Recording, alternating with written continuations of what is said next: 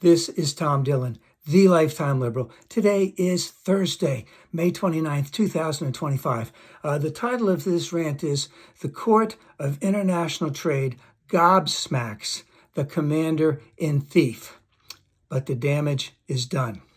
That came out late yesterday. All the news is having it. I understand.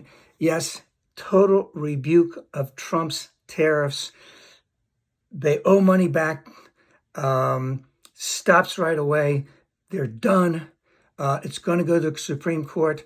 The court put in stuff, especially for the Supreme Court, to say that this is totally out of bounds.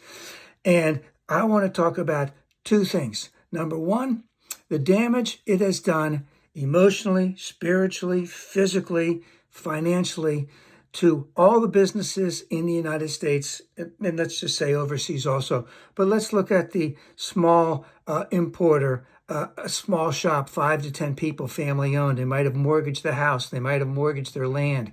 They might have been fairly decent in debt, but they knew they were going to get good returns because they were going to get good quality material, let's just say from China. They were going to add value to it and resell it on the market. Then let's take a look at the 50 people, a company that has 50 or less people, 100 or less people.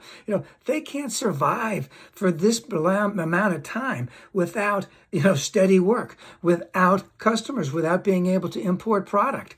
They're taking a huge toll. Think of all of and think of the farmer who, as I said before, we have a lot of soybeans and other products that are shipped to China. That was cut off completely. Think of the damage, and I'm talking about especially the financial, and the physical damage that does to someone when they had anticipated a certain amount of return on their investment, and it gets just taken out from underneath them completely. And this, let's just say, hopefully reverses all that. But at the same time, it's been over 2 months or a month and a half. And, how much relief can it get? How much will trade go? Trump's already appealing this. It's going to go to the Supreme Court. So, there's still a tremendous amount of instability in all of this. And the second thing I want to bring up is that this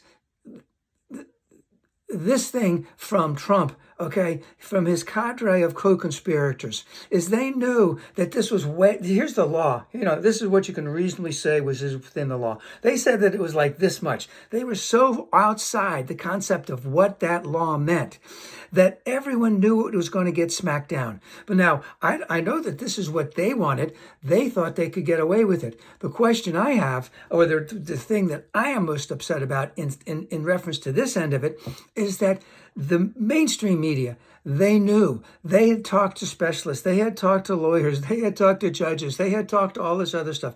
They knew that it was way, way outside the bounds. They knew this during the campaign. Did they open their mouth and say any single time, this has never been tried before. This is something that probably will not work. This is something where you are far, far exceeding your authority, especially when that authority was for Congress only and not for you.